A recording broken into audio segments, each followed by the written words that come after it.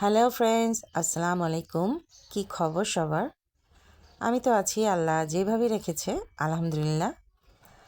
তো আমি একটা জিনিস আপনাদের ফলো করলাম, দেখলাম আপনারা আমার কথাগুলা শুনতেই হয়তোবা অনেক স্বাচ্ছন্দ্য বোধ করেন, এটা আমার মনে হলো।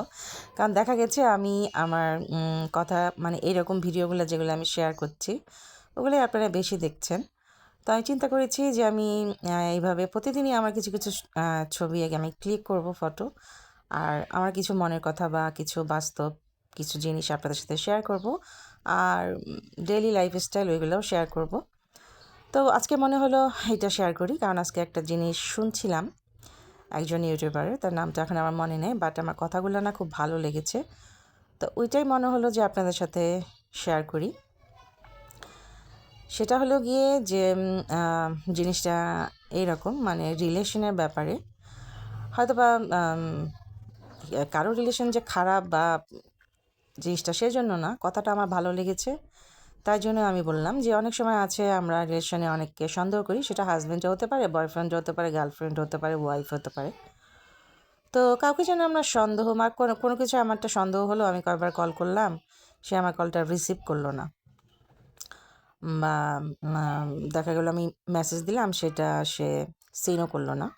তো যখন সে আমাকে কল করলো বা আমার মেসেজটা রিসিভ করলো, সে আমার হাজব্যান্ডও হতে পারে বা আনমেরিড কোনো মেয়ের বয়ফ্রেন্ডও হতে পারে। তো তাকে আমরা তখন সরাসরি তার সাথে রাগারাগি চিল্লাচিল্লি শুরু করে দিই যে কেন ফোন ধরো না, কোথায় বিজি ছিলে, হ্যান ত্যান এটা সেটা। তো আমরা কিন্তু তখন এইটা করতে পারি, যে আমরা একটা মেসেজ দিয়ে রাখতে পারি যে তুমি যখন ফ্রি হবে তখন একটু কল করো। নাকি আমরা এইটা সে কল করার আগে নাকি আমরা এইটা বলবো যে কি তুমি অন্য কোথাও বিজি আছো, এই কথাটা যেন না বলি। তাহলে দেখা যাবে তার হয়তো বা সে একটা কাজে আছে বা টেনশনে আছে, ওইটা মেসেজটা দেখার পরে তার মেজাজটা আরও খারাপ হয়ে যাবে। তো আমরা কথাটা, হ্যাঁ আমরা জানতে চাচ্ছি, বাট কথাটা আমরা এইভাবে বলি। তারপরে যাকে যদি আমরা ফোন দিয়ে যে দিয়ে জিজ্ঞেস করি যে কোথায় বিজি ছিলা, কোথায় ছিলা, কার সাথে ছিলা, কী করতেছিলা, আমার থেকে তোমার কে বেশি ইম্পর্টেন্ট সেটা বলো। এটা এইভাবে না বলে যদি আমরা বলি যে আজকে কি অনেক কাজের চাপ ছিল, বা আমি কল করেছিলাম তুমি মনে হয় খেয়াল করো নাই, তো কী ব্যাপার আজকে দিনটা কেমন গেল, সারাদিন কী কী করলা। তো ওই সারাদিন কী করলা এটাই যখন তাকে আপনি বা আমি জিজ্ঞেস করব, তখনই কিন্তু সে ওইটা কন্টিনিউয়াস বলতে থাকবে যে সে সারাদিন কী কী করেছে।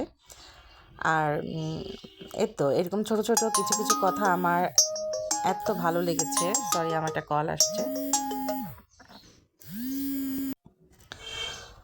তো ওই তো আম, আমরা কাউকে সন্দেহ জানি না করি। আসলে সন্দেহ কোনো জিনিসেরই কোনো রিলেশনই ওটা ভালো হয় না। এটা শুধু লাভ হাজব্যান্ড ওয়াইফ গার্লফ্রেন্ড বয়ফ্রেন্ডের ব্যাপারে না, এটা সন্তানের ক্ষেত্রেও হতে পারে বা মা বাবা ভাই বোন সবার ক্ষেত্রেই।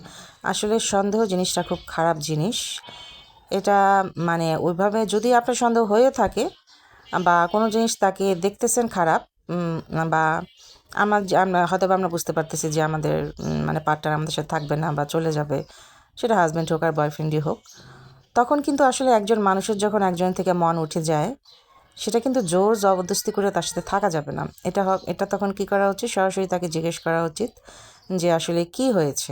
দেখো কোনো রাগ নাই, ঝগড়া নাই, সুন্দর করে তুমি আমার সাথে এটা শেয়ার করতে পারো, বা আমাকে তোমার কি আর ভালো লাগতেছে না, বা আমার আমার কোথাও ভুল আছে কি না, বা তুমি কি অন্য কিছু চাও কি না, যেটাই হোক আমাকে বলো। তো সব সম্পর্কে যে তিক্ততা দিয়ে শেষ হতে হয়, আসলে ব্যাপারটা ওরকম না। ভালোভাবে সম্পর্ক শেষ করা যায়। তো হয়তো অনেকে ভাববেন যে পণ্ডিতি পণ্ডিতি কথা বলতেছি, আসলে না, নিজের জীবনের অনেক অভিজ্ঞতা থেকেই এগুলা বলতেছি। তো আজকে ওই ভাইয়াটার আমার কথাগুলো খুবই ভালো লেগেছে। আরও অনেক তার ম্যাক্সিমাম ভিডিও আমি দেখে ফেলছি। কি বলবো, একটা নেশার মতো, তার ভয়েসটাও এত সুন্দর, সে এত সুন্দর করে বোঝাতে পারে, কি বলবো, মাশাআল্লাহ, আল্লাহ তাকে একটা অসাধারণ প্রতিভা দিয়েছে। তো একটা মুরব্বী মানুষ উনি। তো তার কথার আমি হয়তোবা আমি মানুষ, আমি ফেরেশতা না, দোষ গুণ মিলাই মানুষ। তো অনেক কিছু আমার আমি তার কাছে শিখতে পেরেছি।